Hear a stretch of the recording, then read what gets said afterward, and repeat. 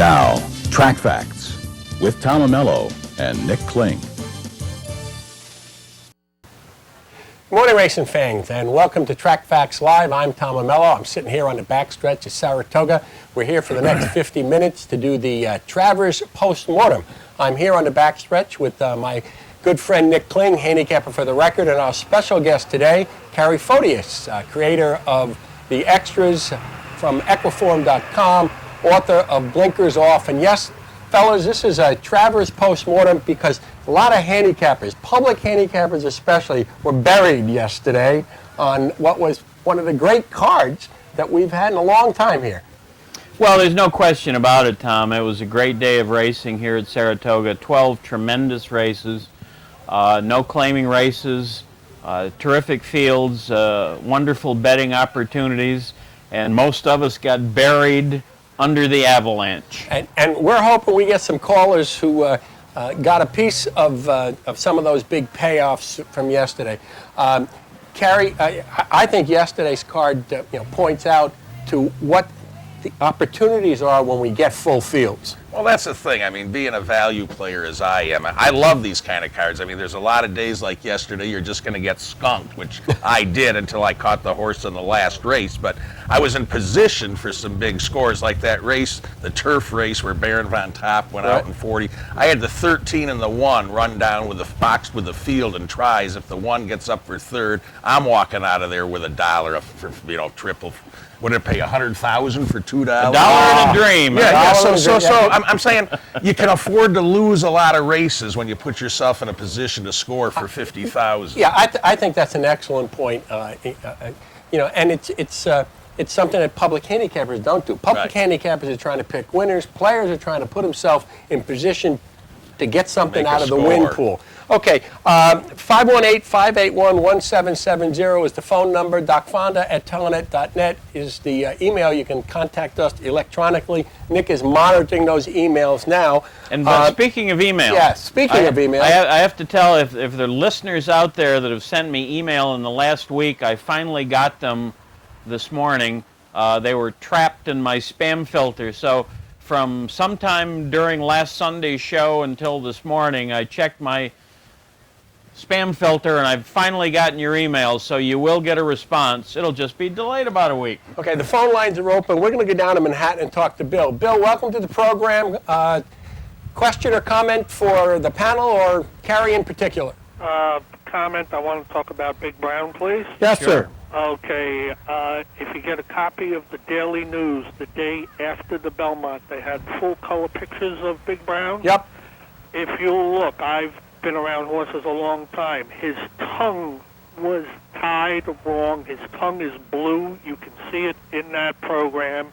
His head halter, he didn't have a dropped head halter or a figure eight. He had a regular head halter. It was down too close to the bit. When the jock pulled back, he pinched on the horse's mouth. His tongue was already blue. When DeSormo pulled them to the outside, even though this horse scoped clean, they're always looking for the bruise. Horses flip their palate and put it back, and people don't realize it. Now, when he raced again last week, a couple of weeks ago, and it looked like he was dead, and he came back, it looked to me like I don't know about the tongue on that day, but the halter was still down too low. This is just a regular halter he's got on him. And it looked like he might have lost his air and come back. Sometimes you got to put these horses on a treadmill so you can tell that they've really flipped or not. Now, of course, with this horse, you're not going to go and do that. But I really believe that that's the mystery to what happened to this horse. Nobody's picked up on it. Get the Daily News, and you will, from the day afterwards, and you will see his tongue is definitely blue.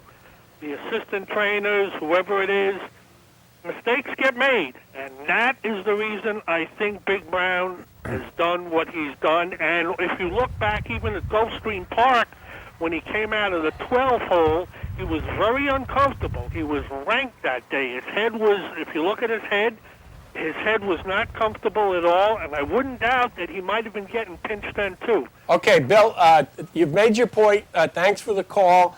I have to tell you that I have no clue about equipment. I look at it on a horse. I understand what a tongue tie is. I hope one of our crack staff between now and next week can maybe find a picture, that picture he's talking about in the Daily News. But that's interesting. Go ahead. As he called Dutro. Why don't you call Dutro Yeah. and see if he's got an opinion on it? But that's certainly one of the, if not the most interesting theory I've heard on Big Brown's, uncharacteristic performance of the Belmont. Certainly, it's right up there. Yeah. I think also is the whole notion of the tongue tie. Some folks are kind of put off when they see it, but I mean, it's in regular use every day. Yeah. Okay, we're going to go to Scotia, talk to Tom. Tom, welcome to the show. Question or comment? It's great to be on the show. Your comment? Yeah, we got you. Go ahead, sir. Hello? Oh, okay, we lost We you. lost Tom from Cary, Scotia. while we're waiting for a caller here, why don't you talk about your day yesterday and how you tried to attack the day, and what do you see next? I mean, let's talk a little bit about the Travers. It was a great race, and I think everybody was somewhat surprised that it ran to form, if you will. Well, I'll tell you something. I made the biggest, although it was for a friend of mine, my buddy Nick Morden, who lives in this area and does work on a lot of European horses. He makes numbers there. So I wanted to treat him to lunch, on one of the day this week, and he showed up, and I was out in the backyard or smoking or doing something, and he left, and he put his money down before I could pick up the tab. So I called him up. I said, "Hey, Nick, you got a $30 bet on the. We got out cheap that day, 30 in the carousel. You got a $30 bet on the Travers." So he comes yesterday, and he played it cold, a $30 super. That was his investment for his $30, and he almost hit it, believe it or not. It was all the favorites. He had them mishmashed up, but it was a great. It was a very good. I liked Mambo in Seattle myself. I thought Cool Coleman was a little bit of value at that price, and I took my shot.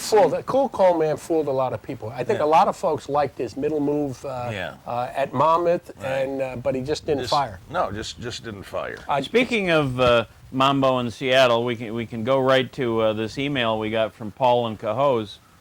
Paul's. I won't read the whole email, but the bottom line is that first of all, he wants to know: are we absolutely sure that photo finish cameras and their positioning is accurate?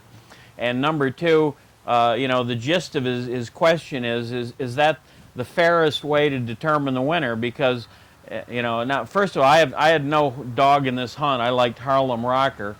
But, if you look at the race, Mambo in Seattle would have won the photo if it had been taken if you'd taken the photo in about 10 different positions. Except that position. In about a 3 feet span around the wire. Every other place he's the winner. Ahead, There was one place where... Same thing the day before with Ginger Punch, and I was on the losing end of both of them. Colonel John, and I did see the photo, and there was a definite margin. You could see the gap in front of Mambo in Seattle's nose, but it was about, a half my little finger thick. Right. So, Paul raises a question. I don't know any other fairer way to do it. I think the photos are accurate. I don't know why you would dispute that, but... any opinions here, gentlemen? Well, I think the only in every place else, it's not a photo finish. It's stopping the teletimer, isn't it? Yeah. And in human racing and auto racing. Well, if we went to that chip methodology, or like they do it. Someday we might. Yeah, but I think right now, I think in the old days. Who knows? Maybe the 1944 Carter handicap wouldn't have been a triple dead heat if we had today's technology. So I guess it's the best. That's what we got for now. We're going to stay here in Saratoga, talk to Bob. Bob, welcome to the show. Question or comments? Good morning to the three wise guys. That's right. Mo, Larry, and Cary. Excuse me, wise men. No, wise guys. I know. All right, Bob, what do you got? Well, first of all, I did use Colonel John a little bit yesterday. Reluctantly, but only because of the sheets I use. And when the race was over, I thought I lost it. I really did. But the first time they showed the replay, I knew I won, because you could see Colonel John's head come down just for a flash of a second. Yep. And it was the only time you could see his beak in front of that of Mambo in Seattle. And I just feel bad for Alvarado. That's 2 years in a row that 2 inches have cost him $60,000. Yeah. So It was a great race, a tremendous card. If he hadn't emerged before yesterday, it was a hell of a coming out party for Alan Garcia. Excellent point. Just because he not only rode 5 winners, he rode each one of those horses really the way they were supposed to be ridden, whether it was up front or like with Visionaire. His only shot was to take back and hope speed stopped a little. And he did all that. And there was one other thing I wanted to say, and I'll be real brief. I have called numerous times, and I know you don't like it when I do it, to criticize OTB people, on-air people and stuff. I had a conversation about a week ago. I happened to stop by your TV tent there when I was over in the morning, and I bumped into Gene Wood, who I've not always agreed with on certain things. And I have to tell you that after talking to that person and realizing the time and the depth of her commitment to racing as a sport and everything like that, my whole opinion has changed. She was interesting, informed, knowledgeable, and I just thought it was a happenstance meeting, and it was terrific. And my hat's off to her. Well, thanks, Bob. Thanks for the call. We're delighted that you found out about Gene, what we here at the network have known for a long time. Go ahead, Cary. Well, here they come, round to the wire. Mambo on the outside, Colonel John digging in on the inside. I really thought the 9 was going to go by here. Absolutely. It still looks like it wanted to be. It's almost like John Henry in the bar. Absolutely. That's what I was going to say. Right. I could compare it to. Yeah, no question about it. And by the way, I didn't like any of the horses coming out of the Jim Dandy, but you have to give a little something to Macho Again, who had one of the worst trips you are ever going to see. That horse got battered from pillar to post for about the quarter pole. The Tara held on pretty well, I thought. The Tara held on pretty well. I got a little bit of a thrill from Harlem Rocker, but the slow pace and the wide trip, and probably the 1.25 miles did him in. He might be able to compete with those horses at 1.1 miles. But I think his best game's probably. I think he's cigar mile, that type of rail, could well be. 1-turn mile or 7 furlong horse. I think we should also talk a little bit about Colonel John, insofar as the key. There are 2 questions. Number one, the switch from all-weather to dirt, which bothered some people and didn't bother a lot of folks. And the other question was really the quality of his Derby race. If you looked at the Derby race as more positive than negative, then you could feel that this was a horse who perhaps was sitting on a race. All credit to Colonel John Ewan Hardy. This has always been a good, steady horse, but being a figure maker like I am, this is still a very, very subpar crop of 3-year-olds in terms of slow but competitive. But that makes for good betting races. We're going to go to Menands now. Talk to Bruce. Bruce, thanks for calling. Question or comment? A couple of questions. Yes, sir. What happened to the bobbleheads this year with the giveaways? They decided not to do it. End of story.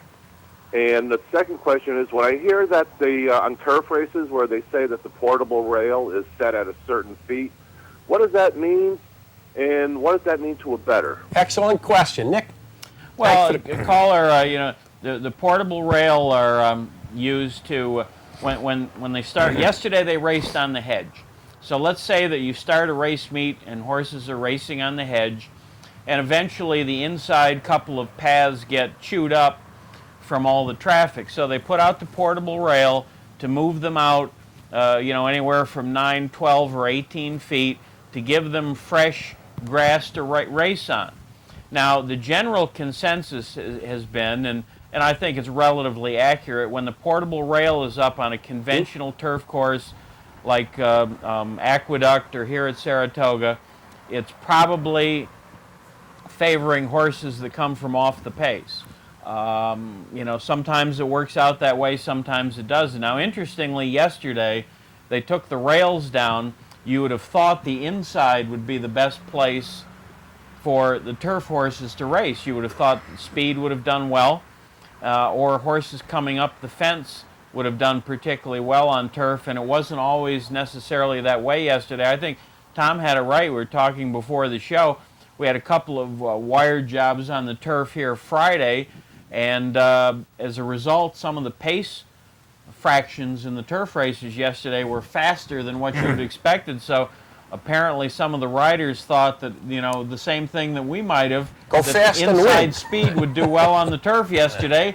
And as a result, we had these outside closers getting up to win. Yeah. Cary, as a figure maker, it sounds intellectually to me, because I don't make figures, Right. that moving the rails out would affect the figures. Well, it doesn't affect the figures. I mean, it affects, you have to adjust for how much Okay. distance the horse has traveled, okay? But what's interesting is a counterpoint to what Nick said.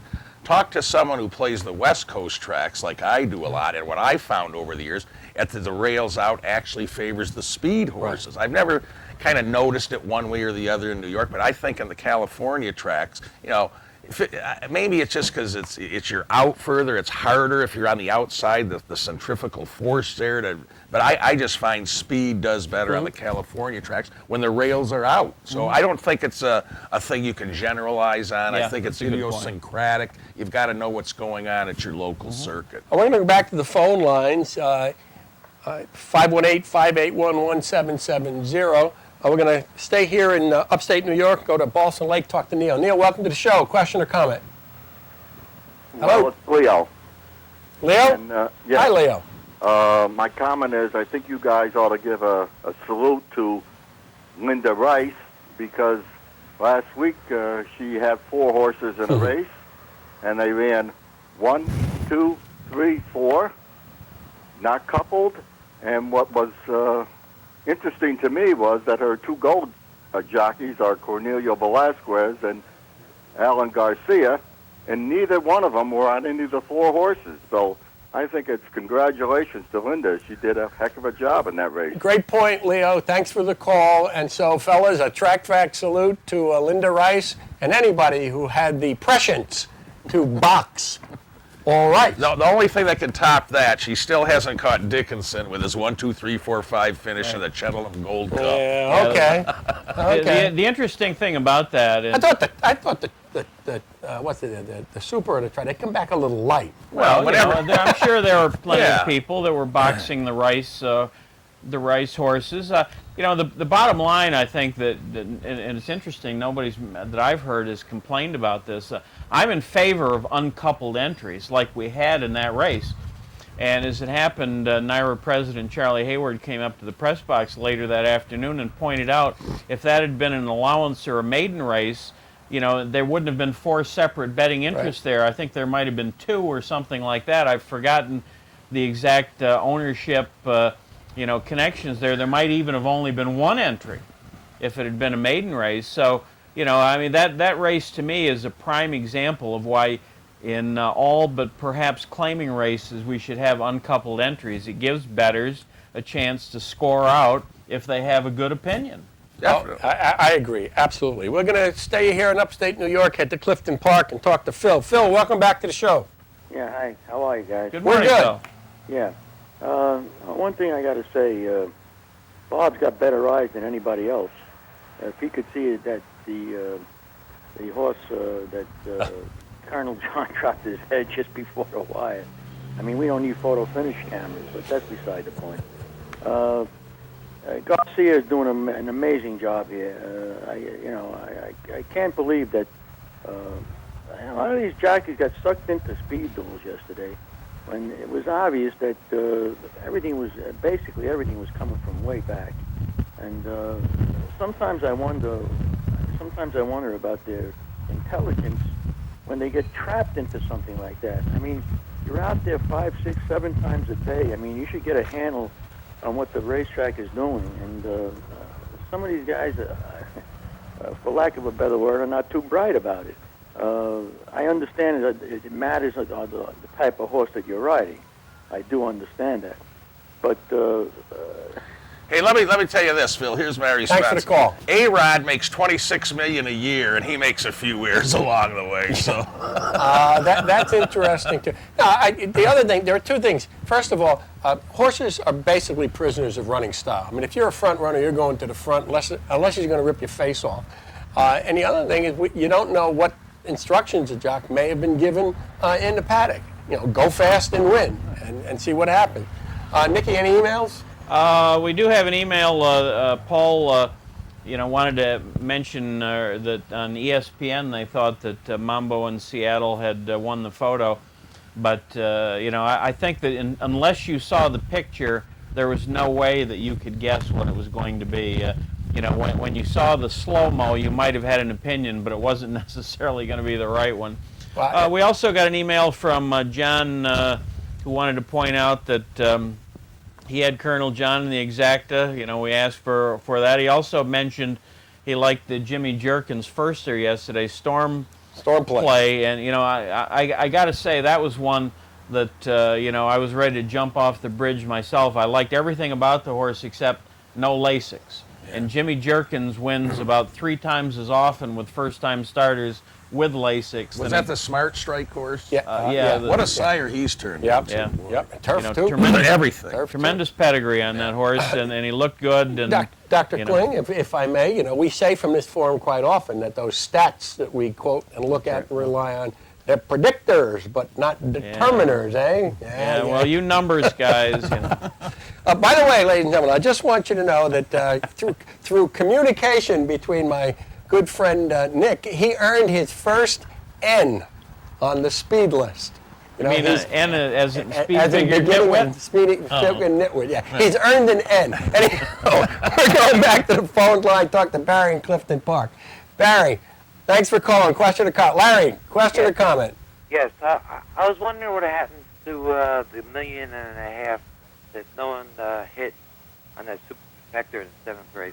Well, okay, that's a good question. The bottom line is that had it been hit for everything, that's what it would have paid. But I think there were 10-cent payouts. Well, first of all, there wasn't $1.5 million in the pool, caller. Here's the bottom line. And I absolutely, completely, and 100% agree with Daily Racing Form Steve Christ about this. You have to report to make it sensible. All payoffs have to be reported in $2 increments, the way, in the traditional way. So the bottom line was there were 2 tickets that hit that super for 10 cents. So there was, after the takeout, there was something like $150,000 in the pool. So the total pool was something a little over $200,000, and it was reported in a $2 increment because if every racetrack decided I'm going to report this in $1, this in 50 cents, this and you just can't do it. And this but it's not happening. And that, I bet on, I bet from home most of the time. You look up on the screen, Arlington, you got the Quinella comes back $2. The try is a 50-cent try. Right. This is that. It just. It's about uniformity, Or some of these tracks now, when they report the prices, like Delta Down, some of these, van, they report the $1 win price. Even that's not sacrosanct. We've got to take a commercial break. It's 11 o'clock. We've got about 25 minutes here before we send you down to Ciro's for the DRF seminar. Tom Amello, Nick Kling, and Cary Fotias. Please stay with us.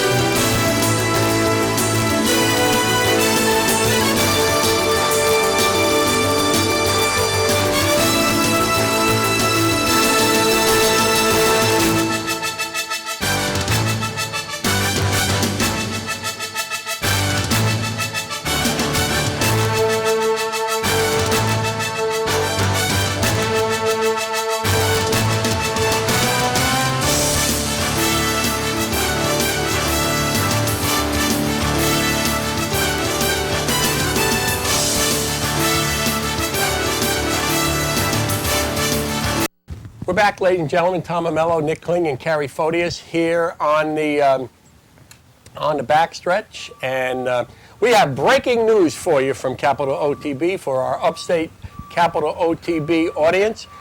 Capital off track today with a carryover here in Saratoga of over $148,000. Capital off track is giving handicapper Dick Powell $1,000 for a pick six play today, a pick six promotion. Patrons may send an email to viewermail@capitalotb.com at 1 o'clock, not before 1 o'clock. In order to be eligible, 10 Capital off-track customers will be selected to participate in this pick six promotion. You must use your Capital Phonabet account, Capital Bets account today. That's one of the prerequisites. And you must be willing to sign a W-9 form, an IRS form, should handicapper Dick Powell bring home the bacon. So that's breaking news from Capital Off Track on a promotion that is pretty good. So let's wish handicapper Dick Powell a successful pick six. Yeah, I'm looking at this and saying that that's all right. Go, Mr. Powell. I was contemplating a few numbers here. Okay, thank you so much for the help in the trailer. All right, we're going to go to the Bronx and talk to Steve. Steve, how are you? Welcome to the show. Steve, you there? Hello? Hello there. Steve. Question or comment? Yeah, a comment. Yes, sir. I want to know why jockeys.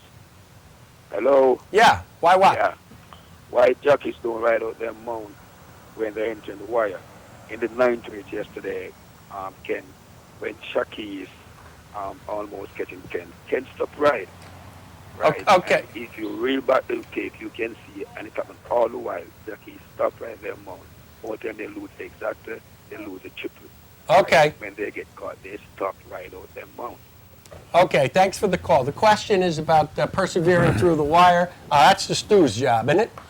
Well, it definitely is. We won't mention any names right here at the moment, but I can tell you that there were a couple of races yesterday where, the gathered press in the press box were commenting on a particular rider Oh, I can't who wait. tends to ease up, right before the wire, costing his horse a finish. Cary, we won't mention any names. No. I'm sure that you're probably familiar with the rider that we're talking about. But the gentleman brings up a point. I mean, hey, 30 years ago when all you had is win, play, show. But now, I mean, we're into not only trifectas, superfectas, Right. pentafectas. Yeah. So if the racing jurisdiction or the people in charge are going to offer those races at where the fifth place finish can mean $1 million, a $500,000 score if there's a carryover in a pentafecta, it has to be impressed upon the participants, the jockeys in this case, and hopefully the horses, that they're not just riding for first, second, or even third. Fifth place matters. So that I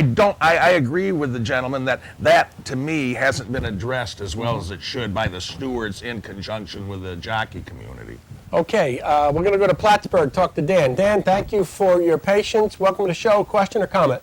A question. Yes, sir. Okay, twice in the last week, right in the shadow of the wire. First of all, it was Hill moved his goggles and came in second. He had the race won. He reached up to get his goggles, lost the race. And on Monday, in race 9 on 8/18, the number 9 horse, Saltwater Rain, I don't recall the jockey's name, was out in the middle of the track, dashed right into the, right near the rail, and within the shadow of the wire, moved his goggles up, and the horse just stayed there. What, is this a new way to lose, or? Thanks for the call, Dan. There are a million ways to non-win, and before the day is over, there'll be at least one more. But the question there is, they got to see where they're going, and I'm not going to question. I'm not going to question that.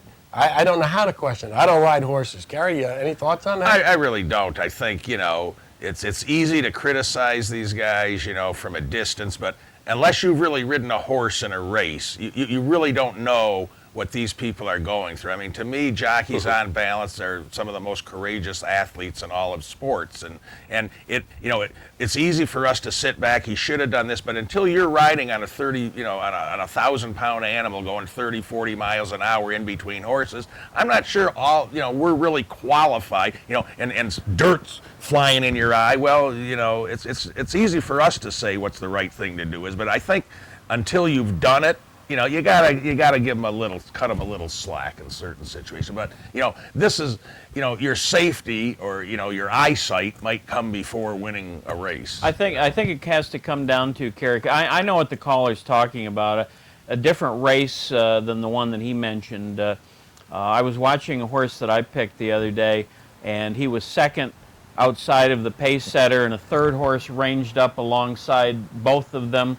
And the jockey on the horse I picked was adjusting his goggles just as the other horse ranged up, and he wasn't able to urge his horse because but the bottom line is, it's like baseball or any other sport. Sometimes you hit a routine ground ball and it hits a pebble and bounces over the fielder's head. These are all parts of the sport, and you either have to accept them as the good with the bad. You hope that they even out for you over time, but I agree with you completely. The jockey has to be able to see, and if he can't see, it's trouble for everybody. Which again, fellas, is why price is so important. Yeah. Because so much can interfere with a short-priced horse. Right. We're going to go to Staten Island and talk to Ron. Ron, thank you for your patience. Question or comment? Well, I have two questions. The first question is regarding this coupled entries. Yes, sir. In the Travers, you had Robert LaPenta own 3 horses. They all were uncoupled. Yep. The race before that, the King's Bishop, you had the 1-1A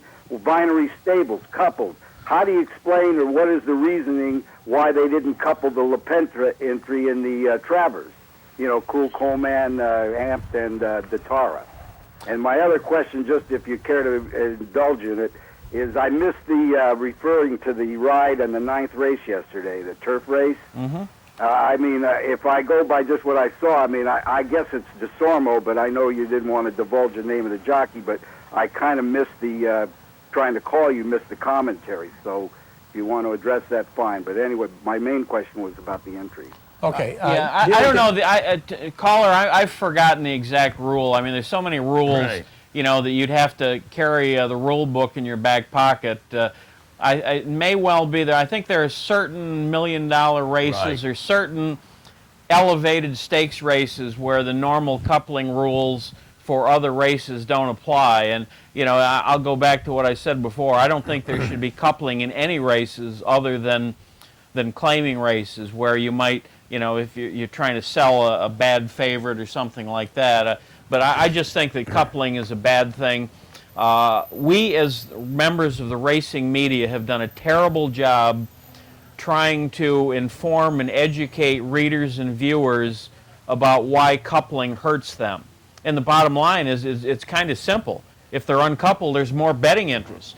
You should be the person that has to decide, do I like trainer A's horse or trainer A's other horse? And not some rule book. But even beyond that, Nick, I must laud New York, how they handle when part of a coupled entry scratches. Right. It's in some of these places it's ridiculous. Kentucky, you could have an entry with a 1-5 shot by himself and a 30-1 shot by himself, so they're 1-5 on the board. Mm-hmm. At the gate, the 1-5 scratches, and you're still left with the other horse. It's at 1-5. That's no protection. No, as far as I'm concerned. So there's just another reason to I agree. But that kind of addresses the larger issue of we need a lot of more standard. You mentioned the prices. Here's a thing on entries. I really think what this game needs to move forward, and we're trying to do it with this panel, this NTRA thing of getting the withholding tax up to threshold, moved up to 25,000. Coalition. We need a little more. I'm not a federalist at heart by any means, but I think for our game to move forward, we need to centralize some of these issues and not have every place has a different way they report prices, different entry rules, different medication. It's not. Let me just jump in too, because this is a perfect point to bring up something that I wrote about earlier in the meet, and you're on the NTRA players panel, and they've started kind of their horse player coalition and that sort of thing. One of the things that we're up against in horse racing as fans is racetrack management, for good or evil, has always sided with the horseman over the patron. And that's the one thing that I think is going to be the toughest nut to change. We had the coupling rules here, which conflict with the superfectas in certain races. Now, no argument, the rule ought to be changed so that you can have a coupled entry in a superfecta race. But the bottom line is that racetracks, NYRA, other tracks, side with the horsemen over the fans, and the bottom, it's kind of in their DNA. As I wrote in my column, most racetrack officials, many racetrack officials, particularly those in the racing office, either have trained, have family that have trained or ridden. They're part of the backstretch in effect. They are. And they're trying to keep the horsemen happy. And the bottom line is the fans pay the price. Exactly. We're going to go down. Actually, we're going to stay in Saratoga. We're going to talk to Mike, who's a shipper. He shipped in from Long Beach. Welcome to the show, Mike. Hey guys, how are you? Terrific. You've been talking about jockeys and how they're athletes, and it's a big part of handicapping. I remember when Steve Cawthon was Athlete of the Year on the cover of Sports Illustrated, arguing with my friends that they're saying jockeys aren't athletes. Obviously, they are. My point being that it has to be part of your handicapping, because like Mott's having such a bad meet. And I think one of the reasons he's having a bad meet is, I think, Kent DeSormo, since, what happened with Big Brown, this guy's just like snaked it. He's just not riding. And now you have to think about, when you're looking at a horse, do I not bet this horse because DeSormo, for whatever reason, just, he's in a slump, almost like A-Rod's in a slump or anyone else. How do you guys formulate that in your team? That's a good point. I'll take that even from a player's perspective. I do this for a living. I bet for a living. And I have had the last month more bad beats than I can remember in the last 10 years. Now, but that's going to happen. I don't care if you're Cary Fotias betting on the horses, Bill Mott training the horses, a jockey riding horses. When you're sitting there, like me, betting every day, or someone else riding every day, training every day, if you're doing this for 20, 30 years, you're going to catch a stretch where just statistically every break goes against you for a while. Just like my feeling is, when you're hot, you're not really as good as you think you are, and when you're cold, you're not really as bad as you think you are. To give you an example, I've lost, out of the last 24 photos that were for me $500 or more, I swear, I've lost 23 of them, all right? Now there'll come a stretch, well, I'll win 18 straight photos or something. But the idea is, people, when they pick a winner people that bet Colonel John, oh man, I had him off this number, this or that, whoever I picked him, hey, he was a great bet. No, what you were lucky to win the race. Just like people, when they win, they think they're smart. Well, they're not that smart. A lot of times you just get lucky, and it's the same thing with jockeys. Now, if the mental part of it starts affecting you, then you got a problem. Right. But if I can sit there and say, I've lost 26 races in a row, but this horse today is value at 12-1, I'm betting that horse. But there's a couple of things here. First of all, Billy Mott didn't forget how to train. Exactly. And he's going to get his share of wins he'll get some more wins before this meet is over.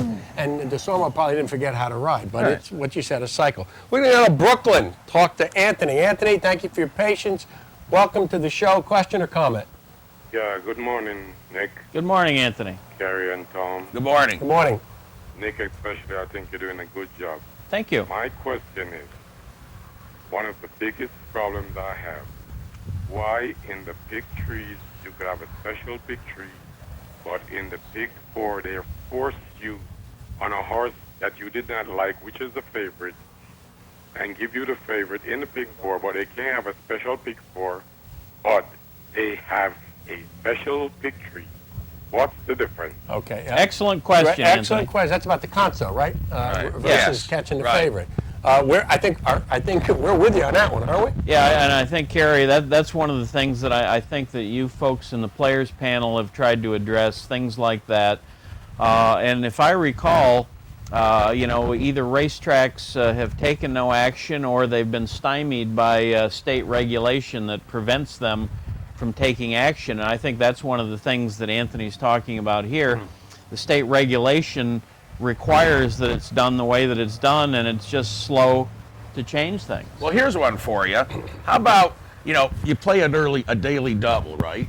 There's a dead heat in the second race. Ever notice how you get different payoffs? Mm-hmm. How about once I had a pick six, I didn't have the even money shot, but I had the 15-to-1 shot. Right. They dead heated, and the guy who had the even money shot got the same. Right. Hey, exactly. You could do it in a double. Why can't you do it in a pick three, a pick four, a pick six? Why can't you? Because people don't complain enough, and the regulatory issues and the politics. Let me bring up too an issue that's near and dear to my heart. Based on we got an email here.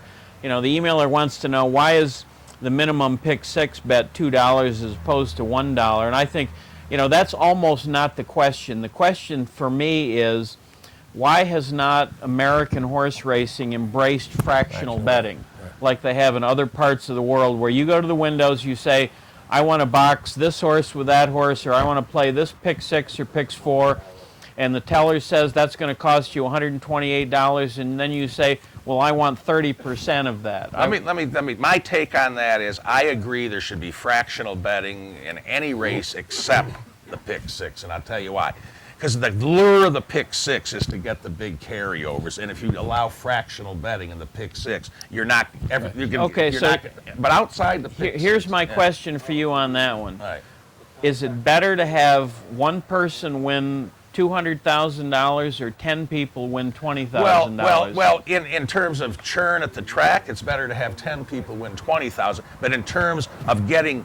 But you'll get that back, but you have to balance that off against, you're not going to have 2 million carryovers with people betting 6 million into the pool like they do at Del Mar, because there's not, in other words, that's what lures that big money in there, is the chance for a 7-figure score. Life-changing right, score. You're going to get away, basically, with a life-changing score. It's the equivalent of Mega Millions. The way the last few days have gone for me, I feel a win bet on an even money shot is a life-changing score. Oh, by the way, before we move further here, I just want to, whether it was people calling in or this crack tech staff back there, my name has gone from Kerry to Cary. You got it. It's right now, Cary. Look at that. Okay. Okay. We're going to take this call, and then we're going to take a brief commercial break. And when we come back, Cary, Cary Fotias is a man who I know owns the largest collection of small numbers. And I know you got something you like on today's card, and we're going to let you talk about a race or something you like. Right. So, Anthony from the Bronx, you've been patient. Thank you very much. What's on your mind, question or comment? Hi, I just have a comment. Yes, sir. Racing is the greatest. I mean, these races are tremendous. What a rush that you get when you watch these races. It's better than any lottery. And you're alive in these races. It's better than anything else. And yet, racetracks cannot market this. They don't have their idea is giveaways. Gamblers don't go to their tracks with giveaways, the T-shirts. They go just for the action, for the bets. And if they can only market this, have racing for the next 15 years. A lot of these websites are saying, racing has for 15 years. If they don't market it. Excellent point, Anthony. I just think we're going to have to, the parallel is to poker. I think for the longest time that racing has been reluctant to emphasize the action and the gamble. And the rise of poker and the popularity of that on television and on the internet and so on ought to be a signal that gaming and the action is not all that bad. Cary? No, I mean, the game is never going to prosper until the take comes down, until you make it much. I mean, to me, there should be a number you should be able to call up, 1-800-HORSE-BETS or something, and you have a clearinghouse, and you know how the tracks get paid? By how much money they handle, and you know what that was going to determine that? What kind of product they put out and how they treat their customers. Okay. And that's it. That's. Right. I mean, you got to wake up, guys. You missed the television revolution. Don't miss the next one. Well, we're going to take a commercial break. We got a caller on the line. We'll please hang on, and then Cary, you're going to talk about a race today. We'll be right back.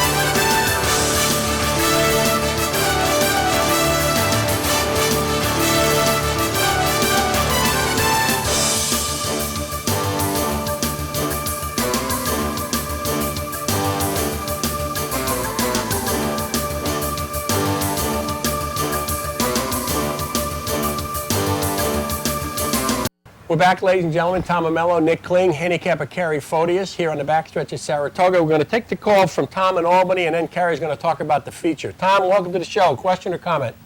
Comment. Yes, sir. I want to talk about the jockeys for a moment. Sure. You know, to these guys, this is a business. They have to show up every day. Okay? If they don't perform, if they don't show up, they lose their clients. Mm-hmm. All right, there's many times I'm sure we've all gone to work and basically just mulled through the day because we didn't feel well. This happens to these guys too. You have to understand this. They get injured. It might not be a dramatic injury, but it's enough that you're not getting 100% that day or the next day or for a week, whatever it may be. But they still have to show up. They still have to be there because there's always somebody that'll take their place.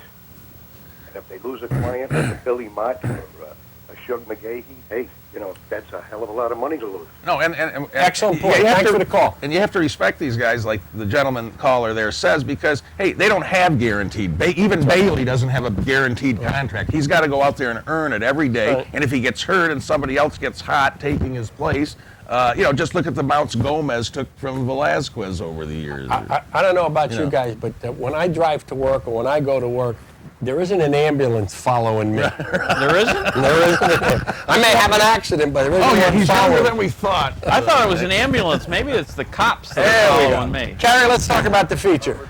Well, the features, I always love this race, the ballerina. But just before I get into this, if you don't think pace makes the race, last night about 10:30, I was watching the end of the marathon at the Beijing Olympics.